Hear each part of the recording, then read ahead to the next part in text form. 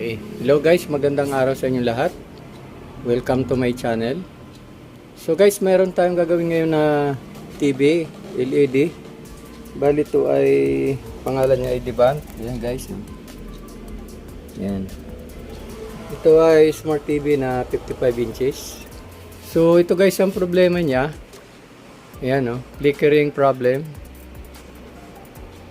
Sa una daw na bukas ito ay normal siya, pero habang tumatagal, isang oras, kalahating oras, ganyan na lumalabas. Yan. So, flickering problem ito.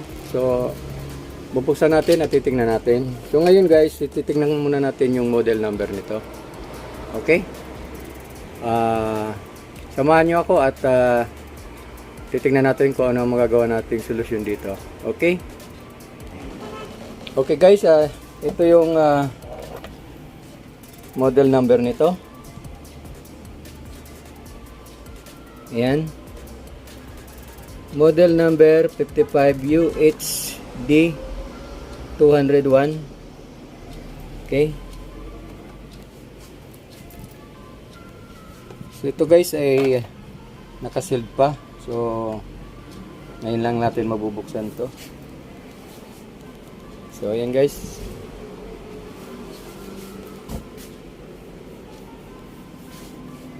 So, ngayon, bubuksan natin at titingnan natin yung loob. Okay?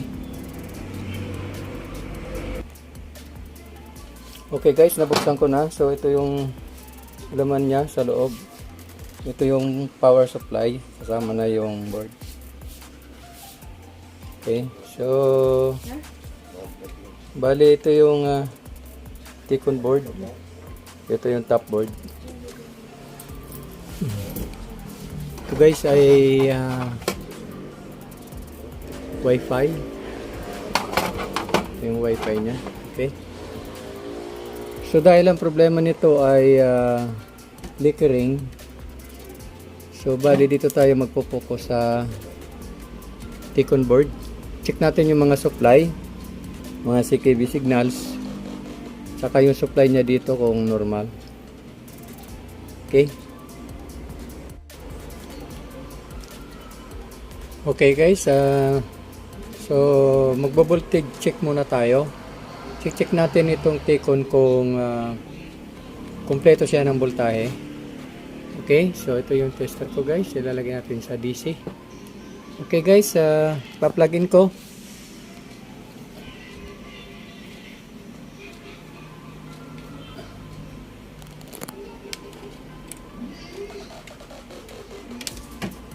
Okay guys, naka-standby siya. O ipa-power on ko.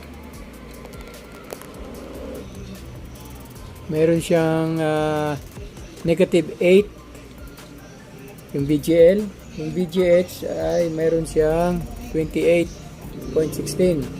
So meron siya guys na kompletong voltahe. So dahil ito ay nagpi-flicker guys, ang gagawin natin ay maghahang tayo ng isang ribbon. Check natin kung saan yung may problema. Okay, so dito muna tayo mag-start sa right side. Okay, unplug ko muna.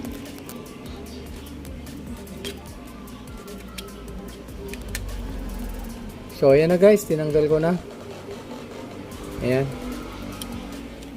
So check natin.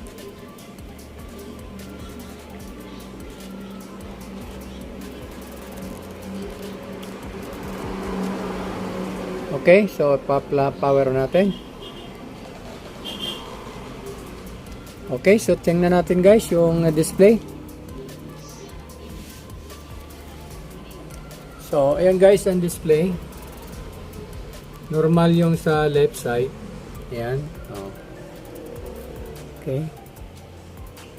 Tapos yung dito sa right side ay white lang siya. Kasi wala yung ribbon. Hindi na nga-connect. Okay. So ngayon guys, ibabalik ko ito sa right. Then ito naman left ang ating ihahang. Okay. Yan, okay guys, ito na, ibalik ko na yung sa right. Ito naman yung left. Hinang ko. Tingnan natin kung ano yung display niya. Okay, plug in ko.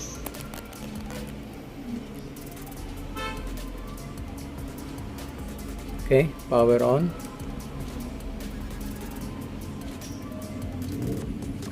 Okay, check natin.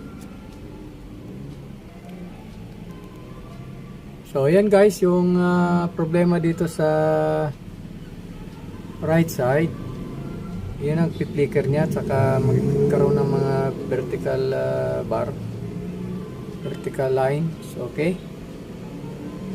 So, ngayon guys, nakita na natin kung saan tayo magbablock ng signals. Magti-take tayo ngayon, okay? Dito tayo sa right. So, kung titingnan natin guys, nandito yung mga clock signal niya. Yan, nakita nyo yan, yan. Yan yung mga clock signal. So, meron siyang, ayan o. Yang may resistor na yan, yan yung clock signal. Meron yan din dito sa kabila. Ito yan guys o. Yan. Wala lang nakasulat na ano. Okay, so gagawin natin guys, magbablock tayo dito. 8,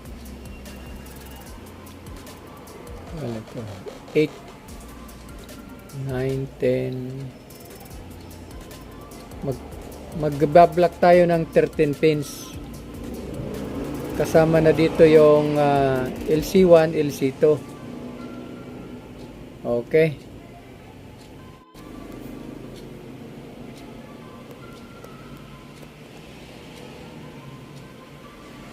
Okay guys, ito yung nilagyan ko ng tape. Yan guys, oh.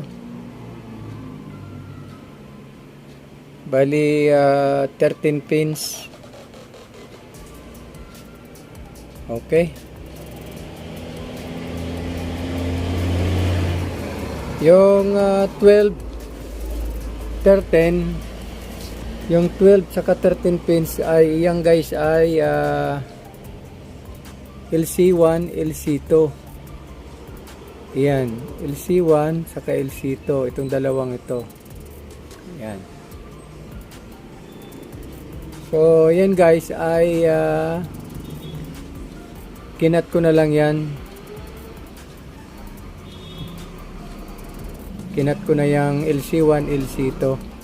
Kasi pag nung nakakabit yan ay nagpi-flicker pa rin siya gawa ng mayroon na voltahe na 3 volts sa LC1, LC2. Yan. Ngayon guys, kinat ko na lang yan. Yan. Oh. Kinat ko dito tsaka doon. Yan. So wala na yan na LC1, LC2 na pumasok dito sa panel sa right side. Okay? So ngayon guys, ikakabit natin ito at titingnan natin. Okay? Okay guys, so yan. Nakabit ko na yung tape. So ngayon, i-testing natin kung okay na yung display. Okay, pa-plugin ko. Ayan, naka-plugin na guys. Okay, so power on ko. Ayan. So ayan, may display na.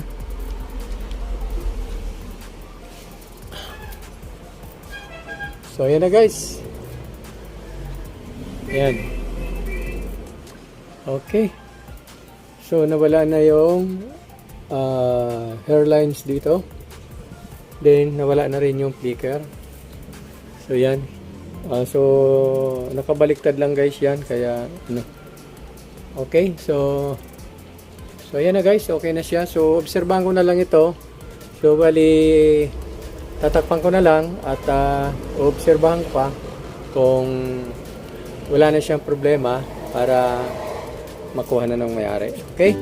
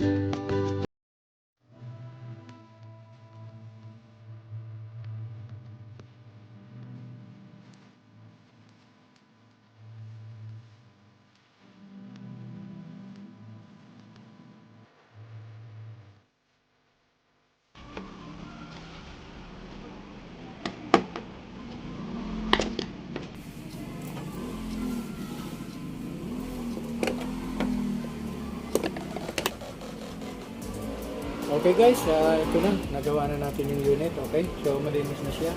Wala na yung airlines, malinis na rin siya, wala na yung flicker. So ginawa natin dito, nag-tip method lang tayo. Tapos nag-disable tayo ng LC1, LC2. Okay, so maraming salamat guys sa inyong panonood. At kung bago ka pa lang sa aking channel, huwag kalimutan mag-subscribe and hit the notification bell para ma-update ka sa mga susunod ko pang video. Okay, maraming salamat guys. Thank you. God bless. Bye-bye. Hanggang sa muli. Okay.